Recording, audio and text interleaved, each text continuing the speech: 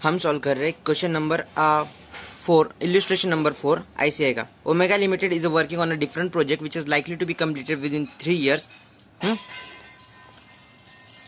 3 year के अंदर एक प्रोजेक्ट कंप्लीट होने वाला है which recognise the profit in 2021 and 21 and 22 and 23 as 11 lakh, 16 lakh और 21 लाख रुपए रिस्पेक्टिवली। इनकम टैक्स का प्रॉफिट अलग दिख रहा है उसका 7 लाख रुपए, 18 lakh rupees and 23 lakh rupees, जिसके ईयर्स रिस्पेक्टिवली दिए गए।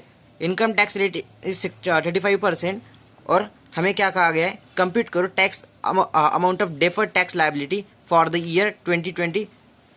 मतलब वो तीनों सालों का डेफर्ड टैक्स लायबिलिटी को, असेट्स और लायबिलिटी को क्या करो, कंप्यूट करो। आंसर ये दिए गए, computation of deferred tax liability in omega limited, जिसके अंदर मैंने तीनों सालों को लिया है, 2021, 21-22 और 22-23 को। पर्टिकुलर्स ऐसे दिए गए, income as per books record कितना था अपना, 11 लाख रुपए, 16 लाख रुपए और 21 लाख रुपए, बराबर, जो कि आपने क्वेश्चन के अंदर रीड किया। Income taxable income as per income tax कितना है, 7 लाख रुपए, 18 lakh rupees and 23 lakh rupees. जो दोनों के अंदर डिफरेंस क्रिएट हो रहा है हर साल, देखिए 2-2 लाख रुपए का, इस साल 4 लाख का डिफरेंस क्रिएट हुआ, इस साल 2 लाख का डिफरेंस क्रिएट हुआ, इस साल 2 लाख का डिफरेंस क्रिएट हुआ।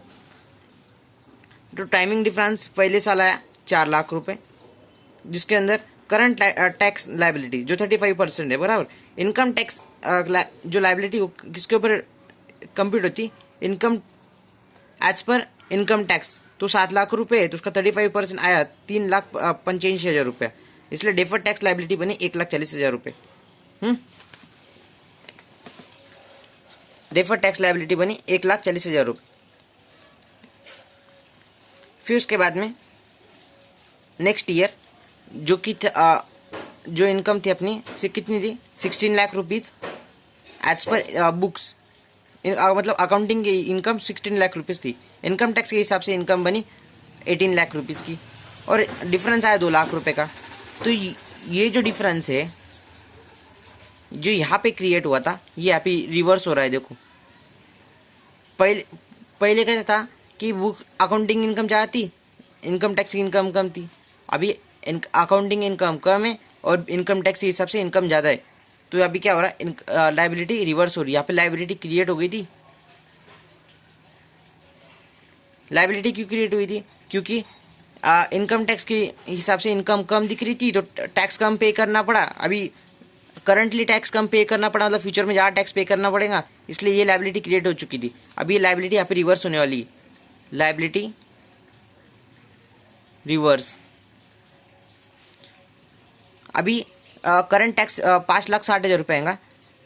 Income as per income tax थी 18 लाख रुपीज़, जिसका 35% जो कि करंट टैक्स रेट दिया गया है 5,60,000 रुपये, वो रिवर्स हो जाएगा और इसलिए इनकम आ जाएंगी 17,000, मतलब टैक्स लायबिलिटी आ जाएंगी 17,000 रुपीज़। फिर उसके बाद में 22-23 के अंदर इनकम कितनी थी अकाउंटिंग के हिसाब से, 21 लाख रुपये। फिर बाद में वो आके क्या हुआ, इनकम टैक्स के हिसाब से 23 लाख हो गई। अभी यहाँ पे क्या हुआ, डिफरेंस आएगा 2 लाख रुपए का, और ये 2 लाख का डिफरेंस, ये लायबिलिटी डिफरेंस आएगा, पर ये भी क्या रहेगा मालूम क्या, लायबिलिटी रिवर्स। क्या होगा, लायबिलिटी रिवर्स होंगी इसमें भी। करंट टैक्स 35%, 23 लाख के ऊपर निकलेगा 7,85,000 रुपये आने वाला है। अभी कन्फ्यूजन बहुत से लोगों को यहाँ पे आती है कि ये नील कैसे आ गया, बराबर, ये नील कैसे आ गया। तो ये पॉइंट मैं भी समझाने जा रहा हूँ। पहले साल 1,40,000 रुपये आया था, बराबर, क्या आया था, डेफर्ड टैक्स लायबिलिटी। दूसरे साल 16 लाख रुपीज़ माइनस 2 लाख का डिफरेंस आने की वजह से ये 17,000, मतलब अब यहाँ पे देखिए कैलकुलेशन देखिए, पहले 1,40,000 रुपये की लायबिलिटी क्रिएट हुई, DTL क्रिएट हुआ, DTL डेफर्ड टैक्स लायबिलिटी। फिर उसके बाद में नेक्स्ट ईयर क्योंकि इनकम टैक्स की इनकम ज़्यादा थी तो DTA क्रिएट हुआ 17,000 रुपीज़ का।